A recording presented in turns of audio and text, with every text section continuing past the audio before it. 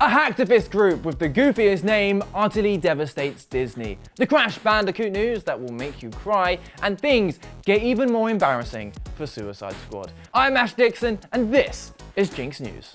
Disney has seemingly been hacked with a huge 1.1 terabyte of data being compromised. That's according to NullBulge, a questionably named hacktivist group that, according to their website, aims to protect artists' rights and ensure fair compensation for their work.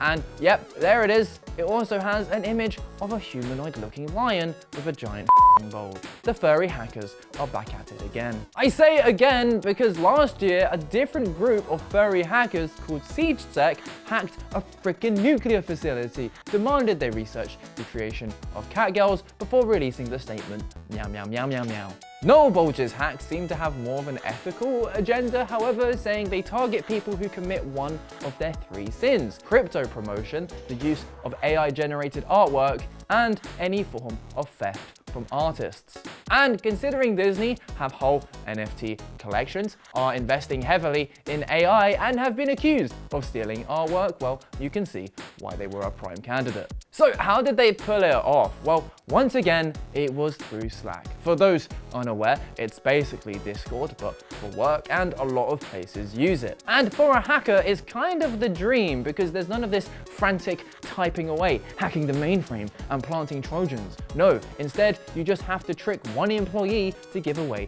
their account details, and boom, you suddenly have access to tons of super secret intel. It's the same strategy used by the dude that hacked Rockstar and leaked clips of GTA 6, though he thought it would be a good idea to do it from a hotel room with a police officer outside because he was on bail for hacking Nvidia and BTEE. It's a lot easier to get away with these hacks, you know, if you actually try. And man, NullBulge has scraped every inch of data they could. The group says the info dump includes almost 10,000 channels, every message and file possible, unreleased projects, raw images, code, logins, links to internal API and web pages, and more. And you have to remember, this is Disney, so this means leaks are coming on so many things. Unannounced films, TV shows, merchandise, and what we care most about here on Ginx News, games. In fact, we're already seeing information on an unannounced sequel to Aliens Fireteam Elite that's apparently planned for Q3 of 2025. And as people continue to trawl through all of that data, who knows what else they'll find? Info on the next Kingdom Hearts maybe? Or yet more Insomniac and Wolverine leaks? Man, those guys can't catch a break. It's unlikely we'll see any full movies or big trailers or anything. Those files can be stretched into hundreds of gigabytes and aren't really the kind of thing that's shared on Slack. But either way, I reckon the next month is going to be pretty wild when it comes to Disney leaks. And due to how this leak has taken place, there's so little companies can do to prevent it other than train their staff how to spot phishing scams. But yikes, when all it takes is one person to slip up, more of these hacks are inevitable. But I'm curious what you think. Is NullBulge's hacktivism in any way justified? What secrets do you think we'll see from the Disney hack? Let us know down in the comments.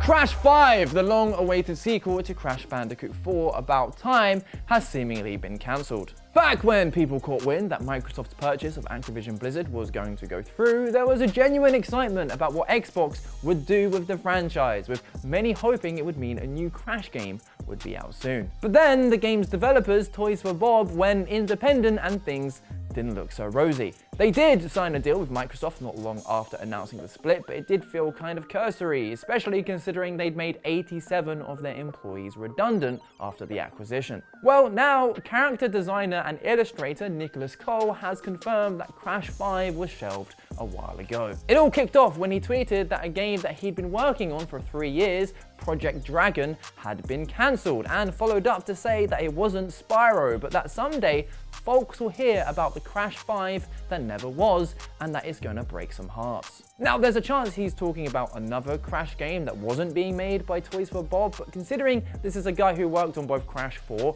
and the Spyro Reignited trilogy, that's pretty unlikely. And look, just because this iteration of Crash 5 was cancelled, it obviously doesn't mean that there's no possibility of a Crash 5 in the future, but while that's what everyone wants, yet again, companies seem more preoccupied making live service iterations like Crash Team Rumble, a game that died just 9 months after release. And it's insane, isn't it? After PlayStation Showcase, everyone was saying that Astrobot was by far the highlight. Meanwhile, Activision and now Microsoft have just been sitting on Crash and Spyro. Project Dragon also seemed to have similar potential, though that was more of a cozy sandbox, survival crafting, multiplayer RPG. Cole has now shared artwork from it, and I mean, just look at this cute little fella. He'll now never see his first sunrise. You have blood on your hands, Phil Spencer. So yeah, rip Crash 5. But if you want to check out some great Crash content, check out our live streams on Twitch and consider signing up to Ginx Plus, where we've got an exclusive documentary on how Crash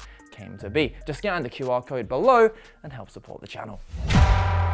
It's time for the quickfire round, and less than 6 months after launch, Suicide Squad Kill the Justice League is free. Well, for 2 days, and if you have Amazon Prime. Yep, the game that lost Warner Brothers $200 million can be yours starting tomorrow at 8 PM here in the UK or 3 PM Eastern Time for our American friends. Will that deal plug the hole? No, that's like putting on moon shoes to try and get out of a Grand Canyon-sized hole. Chivalry 2 and Rise of the Tomb Raider 20-year celebration will also be available, so get them while they're not hot. Moving on, The First Descendant, which Alex and I played on stream a couple of weeks ago, has hit 10 million players in just a week. And I can see why. It's free, it's like Destiny. In fact, oh, look at those icons. Yep, it's very much like Destiny. But despite the numbers, the reviews are universally mid, making me think that The First Descendant will also be the last. And finally, you can now play Doom on a sex toy. More specifically, the Tifo Run automatic telescopic masturbator. You can thank YouTuber Aaron Christoffel for this particular abomination. Now, we already know that Doom can be played on pretty much anything. You can run it on a treadmill, an iPod, a lawnmower. You can even run it on Chandler's laptop. 28,000 BPS. There's even a whole subreddit dedicated to the phenomenon that has almost 100,000 subscribers. But I think we can all agree maybe things have now gone too far, and this is perhaps the best place to finish. Talk about a climax for the show. Like and subscribe.